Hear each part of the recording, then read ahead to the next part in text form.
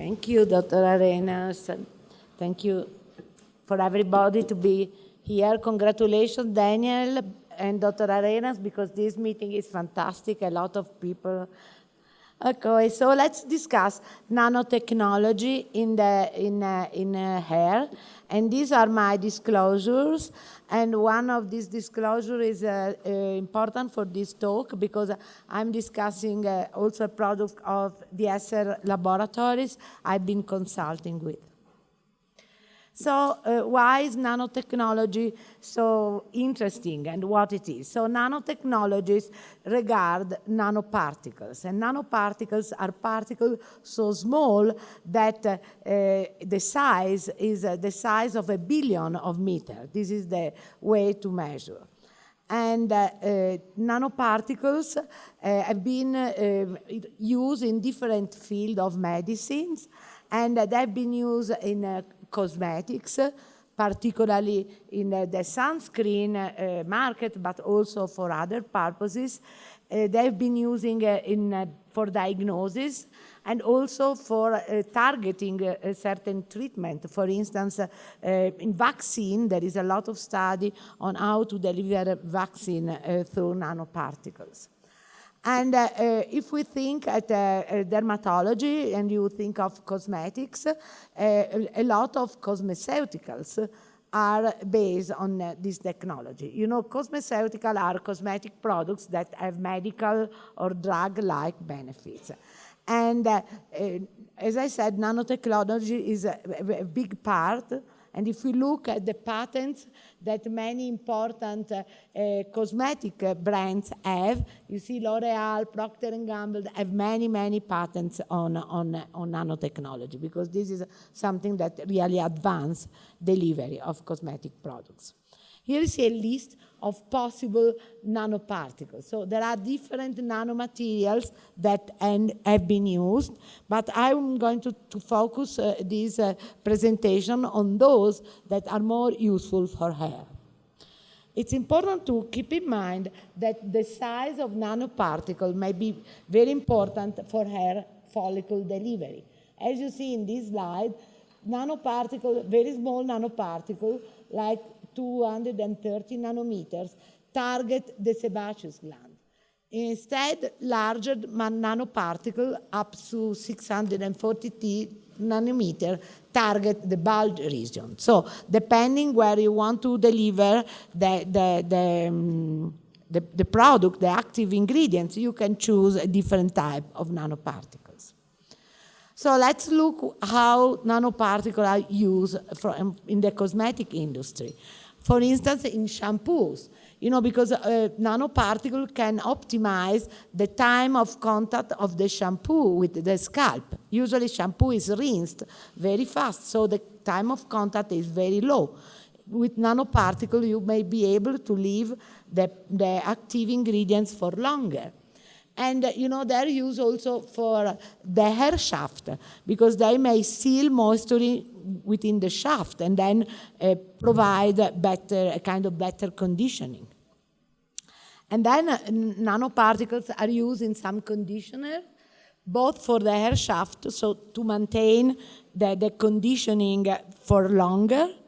And also, again, there are conditioners that with nanoparticles to treat the scalp and to control flaking or seborrhea. And for instance, there is a patent with zinc and chitin complex that has shown very good results for that. So, and the hair dye. So the idea in the future is to have a hair dye in nanoparticles. So the dye is going to stay longer in the shaft and not fade with shampooing. And there are a lot of studies on this field. So this is something that the cosmetic industry is really working on. And then you can use nanoparticles for treatment. And there are three main reasons. First, of course, improve penetration. Second, to prolong delivery, meaning that with nanoparticles, they stay on site. And so you may not need to use a topical medication daily, but you may go every other day or even less frequently. and then to prevent absorption, because if the nanoparticles stay there, the active ingredient may not be absorbed in the bloodstream. So prolonged drug deliveries, there are studies, Dr. Bloom Peitavi from the University of Berlin have been working on this field for many, many years. And they show, for instance, that hair growth ingredients in nanoparticles stay 2 times or even more longer in the follicle than ingredients in a water solution, for instance. And of course, there are ingredients, for instance, finasteride, that you don't want to be absorbed. So the nanoparticles can be a way to prevent systemic absorption. And which are the best nanoparticles for the hair? Due to the sebaceous content of the follicle, the nanoparticles that are lipid nanoparticles are good, very good for the follicle delivery. And among them, liposomes are probably the ones that are most used. And if you look here, liposomes have a vesicular structure, and they have an external phospholipid bilayer and an internal hydrophilic core. And so you can have the hydrophilic substances in the internal part and the lipophilic substances in the external part. So they can deliver both types of substances. They are easy to prepare, they are expensive, and they prolong delivery of active ingredients. So if you put a medication in a liposome, it penetrates deeper in the follicle than if you use another vehicle. There are data in the treatment of hair disorders. There are data for androgenetic alopecia on minoxidil, on finasteride, as I said before, because the advantage is to prevent absorption, and on caffeine. And all of these show that delivery is improved. And there are studies also on alopecia areata. There are studies on a preparation on cyclosporin in liposomes to, avoid systemic administration, and even a diphenyl cyclopropanone liposome product. So this is a very hot topic in hair disorders. So they are safe, so liposomes are very biocompatible. They are expensive, and sometimes the stability is not very, so they don't last a long time. So let's look how hairceuticals, I like to call like cosmetics for hair that may have medication or drug properties. And I'm going to present some data about this product from DS, which is called Spectral DSCN solution, which is as a liposome-based technology. So if here you see are the ingredients, and you see the main ingredients is called nanoxidil. What means nanoxidil? It's are ingredients encapsulated in nanosomes. So that's the reason. This is a liposome technology. And what is this nanoxidil? Basically, the main ingredient is a potassium channel opener. So as minoxidil, it's called pyrodyl diaminopyrimidine oxide, and it's a very low molecular weight, so it penetrates very well. And here you see data showing that is as effective as minoxidil in stimulate the hair growth in the mouse, and very effective in opening the potassium channels. And then there are other ingredients that have anti-inflammatory properties or may stimulate hair growth with different pathways. So I'm going to show you 2 studies that have been done. One by Maria Abril Martinez, that unfortunately is not with us today. And she did a study on 27 patients using this topic twice a day for 6 months. And these are the 3 months results. And she did the tricoscan to evaluate the hair count, and a video dermoscopy to evaluate inflammation. And you probably know the tricoscan. This is a computer-based hair count system. need to shave and tattoo the area, and then take a picture and take the same picture in the same area. You see, this is the way you do. You shave. You may need to dye, so it's a quite time-consuming technique. And then the computer automatically counts the hair. And then with video dermoscopy, you use this scale to evaluate degree of inflammation. Because, of course, in androgenetic alopecia, inflammation plays a major role. And here you see the results with the tricoscan, and there was an increase in the hair count with a very significant statistical data. And you can see the pictures before and after of the hair count. And the video dermoscopy also show a significant improvement in the inflammation. So definitely, the preparation suggests improvement in the hair count and a decrease in the inflammation. And so this is a study I did in Bologna, and this is on 50 women. Again, these women had to have increased hair shedding, and I'm going to show you the way we evaluated shedding. And the study duration is 6 months, but we are presenting 3 months data again. These are the exclusion criteria. So they had clinical evaluation, pool test, because only women with positive pool test could enter. And then we used the trichometer. I'm going to show you the trichometer, the global photography, video dermoscopy, and the hair shedding scale that we recently published to judge the shedding. So only patients with very mild, thinning were included, so 1 to 3. We didn't want patients with severe androgenetic alopecia. And so they had to have a positive pool test, more than 5 hairs, and at each pool in 5 different areas. And this is the cross-section trichometer. I don't know if you know this instrument. This is a very nice instrument to measure the mass of the hair, okay? So this device measures the cross-sectional area of a bundle of hair that are selected from a specific area of the scalp. It's non-invasive and gives you a numeric value, which is very important for follow-up. Okay, so this is the instrument. What you do, they have a template. You put this template on the scalp of the patient and select the area. In this way, you are going to measure the same area at each visit, okay?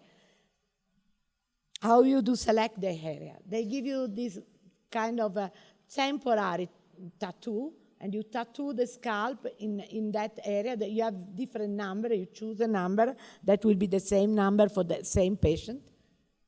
And you then select the tuft within the area, and you put the tuft within the instrument, and you get this number. This number is called the hair mass index, and the hair mass index represents hair density and hair thickness. Then you do a global photography. I like to use the photo finder for global photography, and they're going to improve the machine for that. Because if you use the photo finder, you can show the patient at the follow-up how she's doing, which is very, very important. And then we did a video dermoscopy using the same area as for the trichometer. And then we use this scale, this hair shedding scale that we recently developed.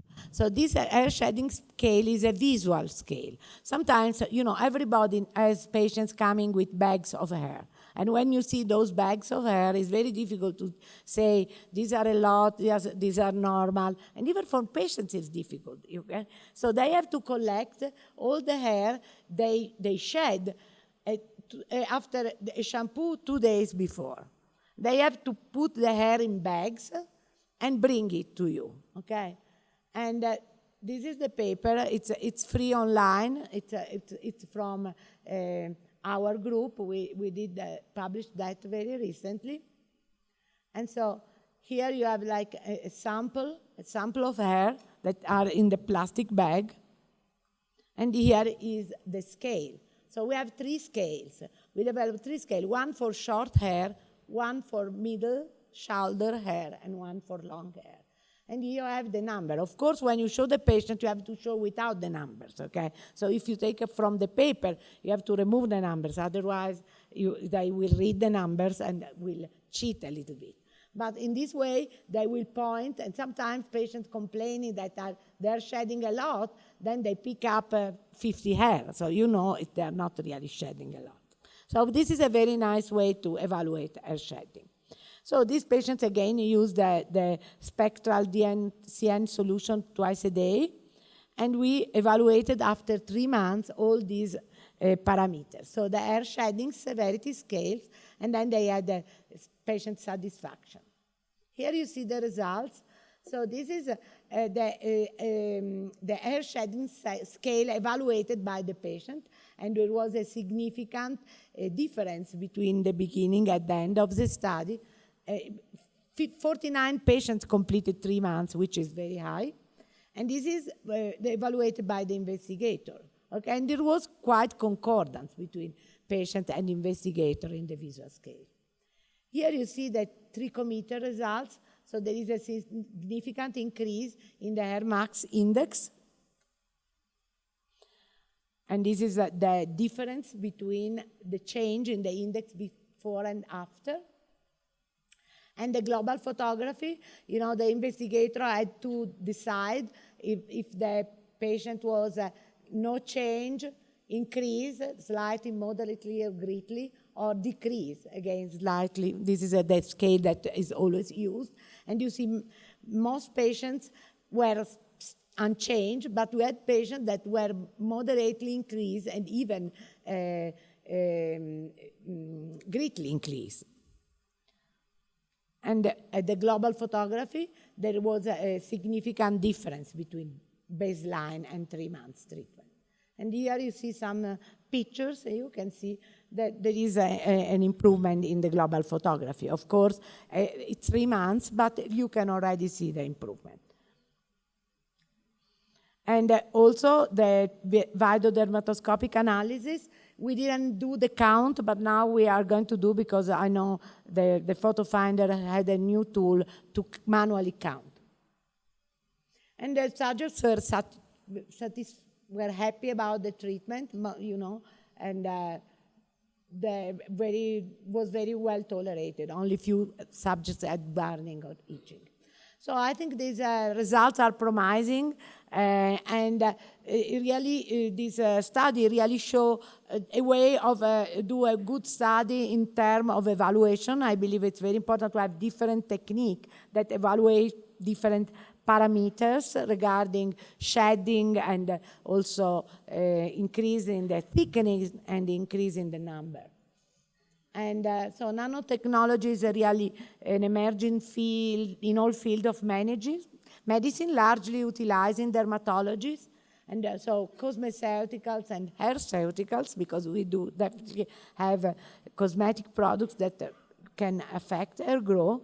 And then lipid nanoparticles are the best for hair delivery, and liposomes are efficient and safe. And I thank you very much for your attention.